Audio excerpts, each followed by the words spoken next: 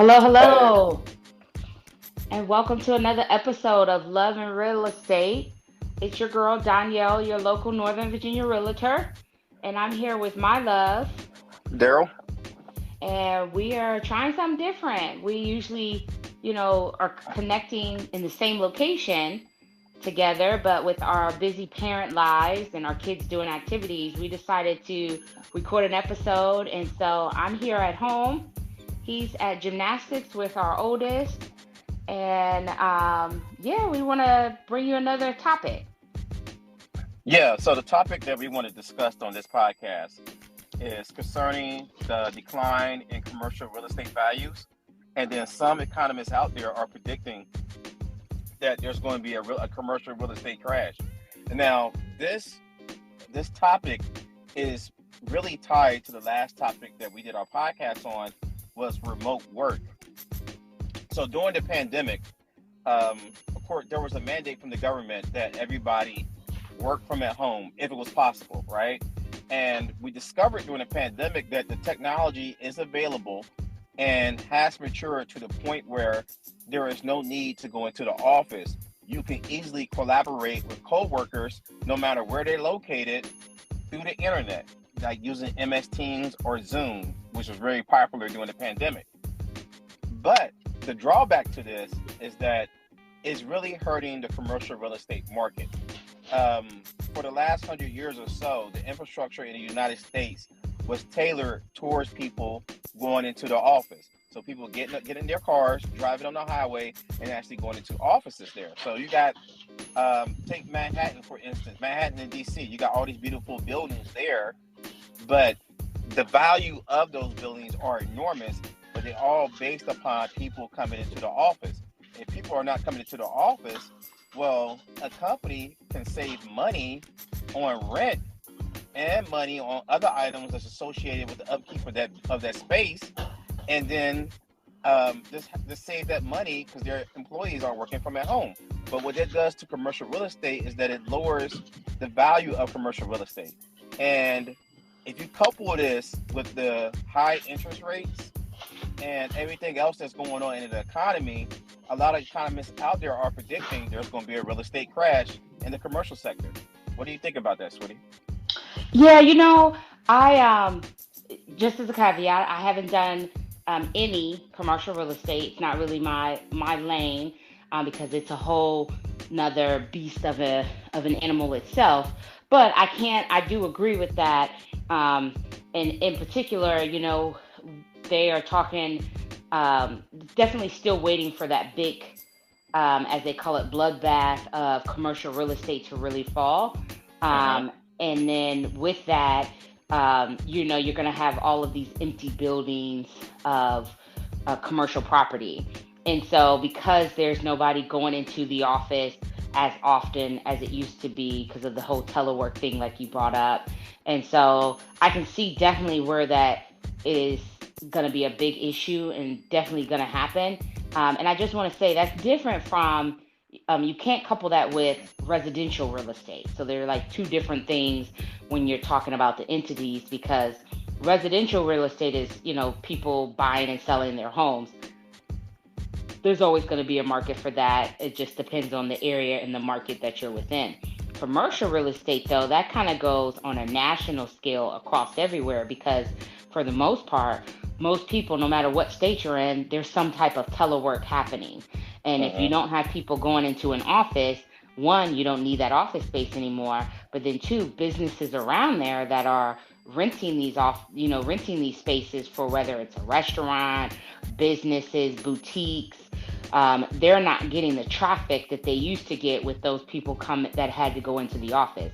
Because if you think Exactly. about it, somebody goes into the office, they probably, especially if you work in somewhere like, let's just take DC area, more than likely, once you get to the office, you park your car and that's where it sits the whole day you're there.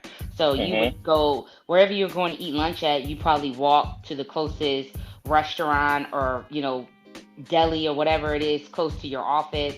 If you need to stop at a boutique or like some of the stores, like a Harris Teeter or some of those, like Tuesday morning, some of those, little one-off grocery stores, you're probably going to walk to that and then get in your car and then go home. But if you're not going into the office, there's no need for you to go to those boutiques, restaurants, or stores because you're going to go to something closer to your home. Or in today's society, you're going to DoorDash that straight to your house. So it's really driving down the revenue for some of these commercial businesses to be able to like hold space in these buildings.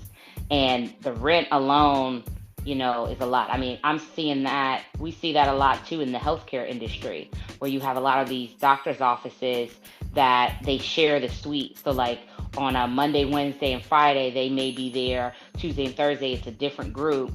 And then, or, they alternate, or 1 or 2 days out the week, they're using that medical building space. And then another group is using it on the other days to offset Mhm. that rental that they're paying for, especially if they're not owned by a hospital and they're private practice. Well, exactly, too. You actually see that in the government sector also. As I mentioned on the last podcast, I'm only required to go into the office 1 day a week. Now, with that, we have a very good sized office. Half of our space may be taken by the installation and given to somebody else. So we will move to something like a hoteling concept where we won't have our own individual desks. We will just share desks with other people. Mhm. So there's a Mhm. lot of companies that's doing that. Actually, I just read an article on Facebook, which the company's not technically called Facebook anymore. It's called Meta. But they had a lot of real estate in Austin that they're now trying. Well, they're not going to renew the lease on that real estate, and it's for a whole host of factors. First thing, the economy is terrible, right? So they had to let go of some of their employees because the revenue that's coming in is not what they predicted in the past. And then also too, you had the failure of the Meta, I guess, virtual reality world. That was supposed to be the next big thing for that company. That was a total failure. So a lot of the employees that was working for the next segment of the company doesn't work for the company anymore, right? So that's more reason why they don't need the real estate that they had before. But also too, what you find in the economy is that the businesses out here that own commercial real estate, sometimes they don't have they're not, it's not part of a lease. A lot of times they obtain a loan from a bank and then they build a particular building that they occupy. So technically they own that building along with the bank, really. But now with the economy doing so bad, they may not be able to afford the rent payments or the Mhm. mortgage, for that particular building, right? Yep. So, if you have a residential home and say you wanted to lower your mortgage payments, the mechanism that you would use to do that is to refinance, right? Mhm. But in commercial real estate, you can refinance also. The problem with that is that when you refinance, you're probably going to have a higher interest rate because the Feds increase the interest rate to try to make an attempt to cool off the economy to lower inflation. So Yeah. the businesses are getting it from both ends. So what a lot of economists is predicting now is that there's going to be a ton of businesses out there that cannot pay their mortgage, and or they cannot make their lease payments, and then the decline in commercial real estate is just going to plummet, right? And Yeah. that's going to throw that segment of the economy basically into the gutter. Right. Yep. Hmm. And that's the bloodbath that's waiting to come. Now, I will say there are a lot of investors and builders. In one article, I actually think you sent it to me, where um, he likes to buy commercial real estate when it's in situations like this, because it gives him, he's a builder though, an opportunity to then take that commercial real estate, revamp it, and build it, to bring a new concept. And in one of the buildings, and I think he's down in Florida, where he has a whole like indoor pool, a gym and fitness, and then each level, you have like these like WeWork spaces where you may have, a real estate company, you could have some other, telemarketing company or some other business all on that same floor, but they all have their own like cubicles and space or whatever. Or a whole company has a whole floor, but then, the floors above it and below it are different companies. But at least, but they all have access to, that. the fitness gym, the little I think he had like a little deli or place to eat at, cafeteria kind of area. So it's kind of one of those things where I feel like a lot of the commercial real estate is going to turn into that, where instead of you having one entity in a building, like you said, paying that lease along with the bank and taking up all of this space, you're going to have multiple people in one. And I actually know a couple of real estate other agencies that they're in buildings like that because I'm, working with them. They're like, hey, you have to, I'll meet you. Like I met one agent to pass off a check from a client because he was like, my office is in like a WeWork space. So, I don't like mail coming there because it's not necessarily just him in the building. No, and I kind of like that concept of WeWork. I think especially in the gig economy and with a lot of the sectors of the economy really moving towards the internet, I think that WeWork concept is it's very good for this country, right? To kind of move Mm-hmm. towards that, because either if people are not going to go to a building like WeWork, they're more than likely just going to work from home, and Yeah. that's going to hurt the economy more. But But you also, also have AI coming in. Let's yeah, because that's on the rise too. This whole talk of well, this that's artificial intelligence, yeah, but that's and going to that's disrupt. kind of Yeah, that's going to disrupt everything, though. Not yeah. just real estate. That's going to Oh yeah, that. it's gonna. Yeah. But I mean, just think about that. It's gonna disrupt the human person of working in a commercial business, which then it trickles down. It's a whole trickle effect that Hmm. it will disrupt not just and that may just hit not just commercial real estate, but also residential real estate because then you got to figure out a space in which you can afford have a job to make the money to pay for the roof over your head. Yeah, but even before we get to that point where AI is dominant, has a sort of dominance over our economy, I think commercial real estate is still going to falter. It's going to falter before that, and Oh yeah. because once you get people used to a certain comfort, like remote work, and then once companies start seeing that they can save money by just having their employees work remotely, um, it's going to kill off the commercial real estate sector. I know it sounds crazy to think of that, Yeah, but but I will say not all jobs can be remote. Because even that in the government sector, you still have people that have to go in to, these bases or government buildings because of the work that they do. It's not something they can do at home. And it's the same thing, you're still going to have healthcare. It's the biggest, it's a big entity that's you have to go uh, into an office for that. So you'll still have, I feel like, businesses that you can't be remote. yeah, But there's probably more that you can do remote, and that's what people are looking for. That's what this what are they, the Gen X millennials are coming uh, in, and they're uh, looking for that remote work where they can multitask or keep their kids at home. I know that's big too because the price of daycares are going up as well, and that's getting difficult for people. So I uh. still think you'll have commercial real estate. It's just not going to be on the scale as what it used to be. Yeah, yeah, that's true. I can understand that, but I mean, even a slight decline can hurt the economy, right? Oh yeah. Oh yeah. The Treasury Secretary Yellen, um, she just warned Congress about this week that the commercial real estate issues could affect a lot of regional banks because Mm. a lot of the commercial real estate that you see right now is backed by smaller regional banks. And I'm not really talking about Chase. I'm talking about smaller banks, maybe like Fifth Third Bank in Ohio, Mhm. or It's that we have that first bank here or something like that. It's yeah, like just a small exactly. local But Northern Virginia bank.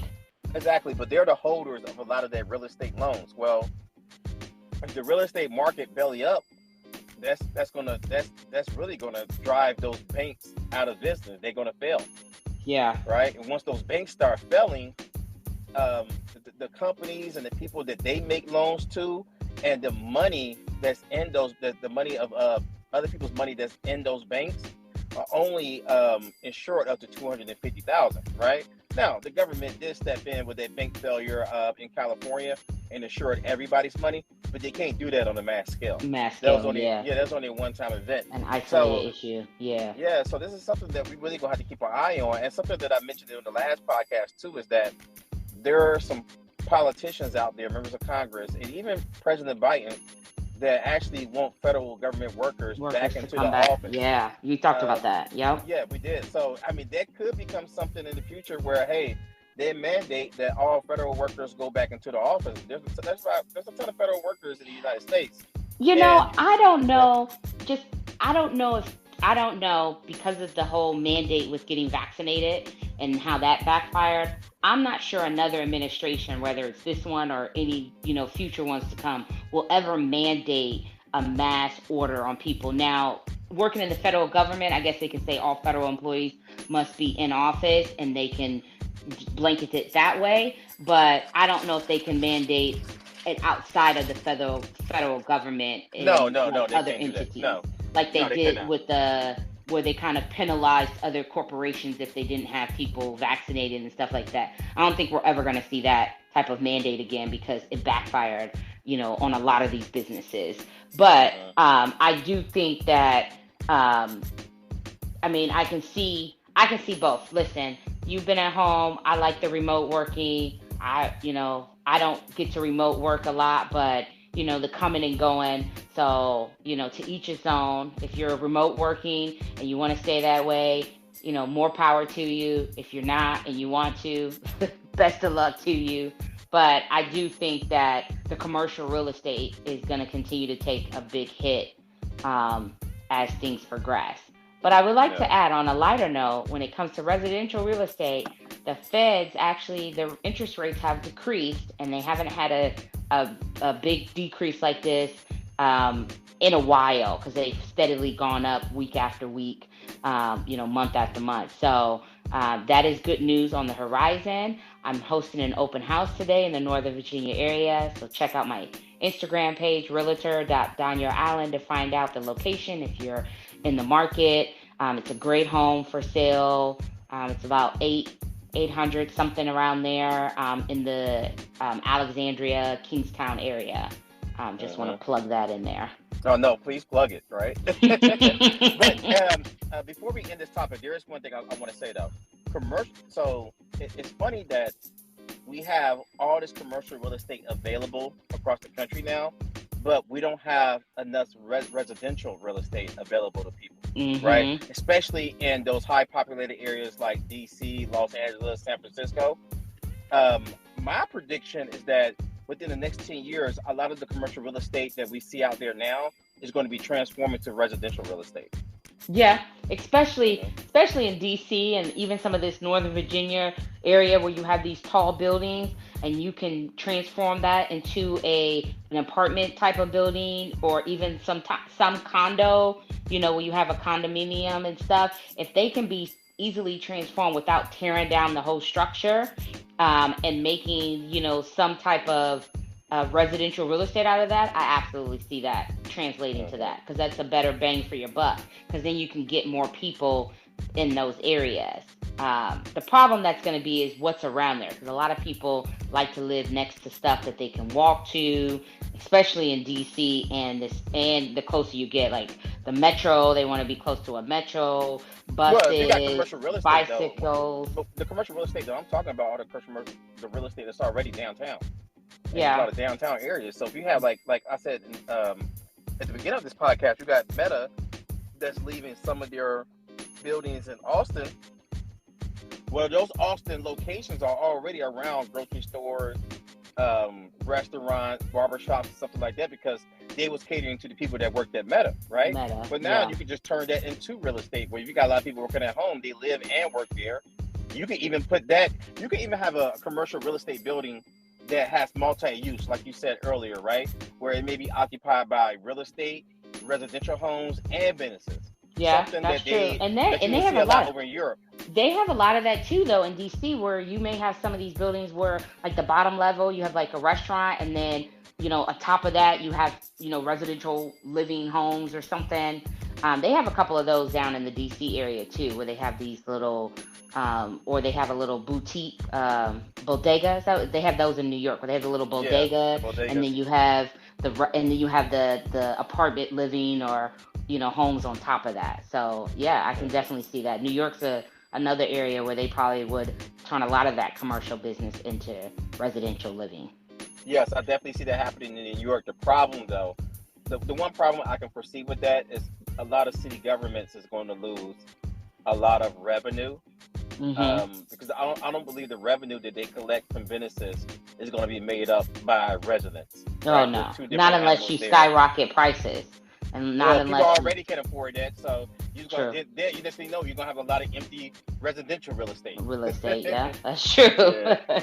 That's All right, true. so we're going to have a short podcast today, but before we end, um, I want to talk about a love topic. So if you know anything about our podcast, we usually talk about an economic topic, and then we kind of go into like a love topic. So the love topic that I want to talk about is DC Young Fly. DC Young Fly, he's a comedian, and he came up on what is that show by Nick Cannon? Wilding out.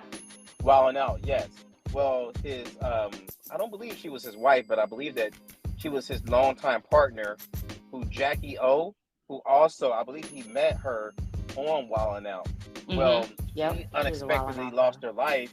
She was having cosmetic surgery, and don't quote me on this, but I believe she had a heart attack or something like that on the table, and she passed away, right?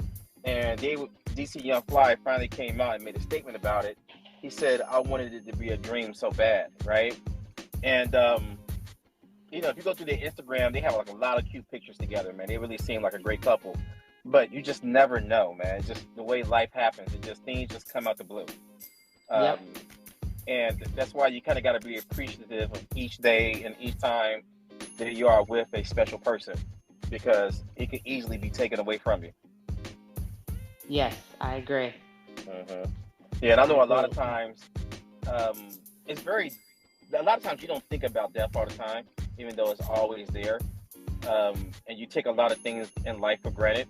Like, for example, my father passed away last month. Um, I always took for granted that I could just easily pick up the phone and have a 5 minute conversation with him. Now thinking about it, I wish I was able to talk to him again, and I wish I can go back a year and be able to spend more time with him, talk to him more. But I took that for granted, right? Even though I had plenty of opportunities to do it, I actually thought that he was probably going to live forever. I just, the concept of death never really came into my mind, though. So I just want to mention that as a love topic. And, if you got a special somebody out there, make sure you say you love them, because, I don't want to be morbid, but, we can go at any time. Oh, I love you, honey. I love you too, sweetie. Uh, Well, we appreciate you listening. Definitely make sure you hang on to the things that are important to you. Tell your loved ones you love them as often as you can. Hug your kids, squeeze them tight, tell them you love them. Tomorrow's never promised. And we do appreciate you guys listening, though, to our podcast. Drop some comments, leave a review. Check me out on Instagram at realtor.donyell.allen. If you're in the market in the Northern Virginia area, come visit me at the open house on Saturday. It is from 1 to 3. And you'll find all the details on my Instagram page. Or you can send me an email. It's Donyell, Donyell .allen, ALLEN, at